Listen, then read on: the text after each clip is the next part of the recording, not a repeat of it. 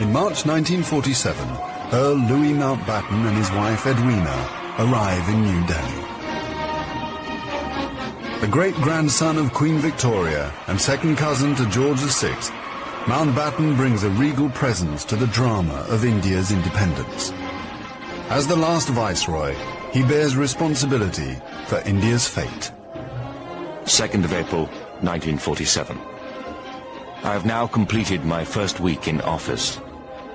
I should like to be able to paint an encouraging picture of my first impressions, but feel it would be misleading if I did so.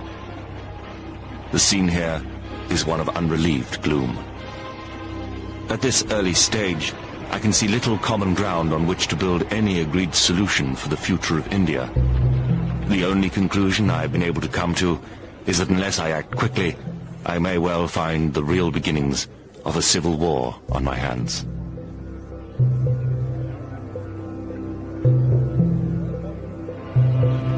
By May, attempts to create a unified India have failed. Gandhi retreats from political life. Muhammad Ali Jinnah, leader of the Muslim League, and Jawaharlal Nehru of the Indian National Congress concede to divide India. Fearing a total loss of control, Mountbatten brings forward the transfer of power to August.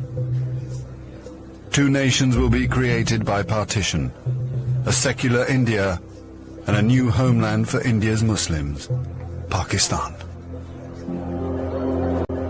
Independence, Nehru addresses the people of India. Long years ago, we made a tryst with destiny, and now the time comes when we shall redeem our pledge. At the stroke of the midnight hour, when the world sleeps, India will awake to life and freedom.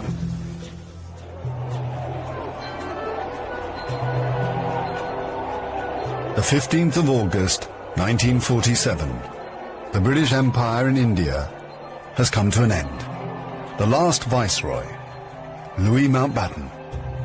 The flag raising and the salute were done amid scenes of the most fantastic rejoicing. And as the flag broke, a brilliant rainbow appeared in the sky, which was taken by the crowd as a good omen.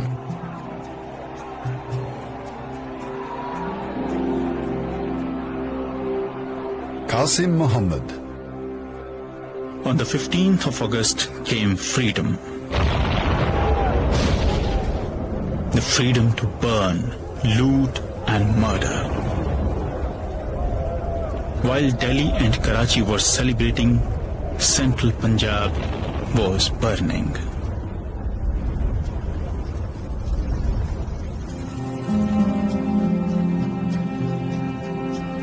Between August 1947 and March 1948, 4.5 million Hindus and Sikhs are forced to migrate from Pakistan to India.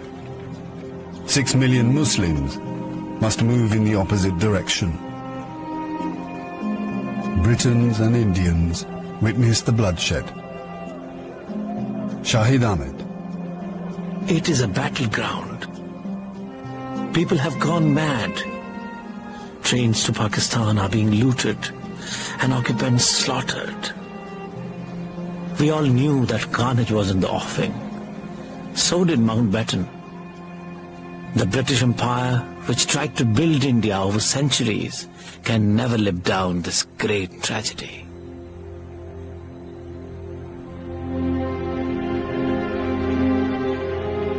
Lieutenant Colonel Hubert Boyd Hudson.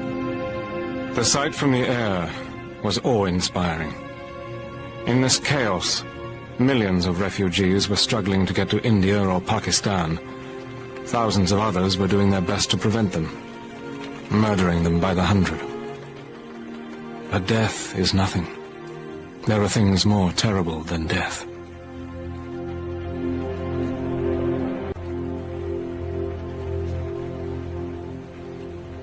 Ten million people are displaced in the partition of India. 1 million are dead.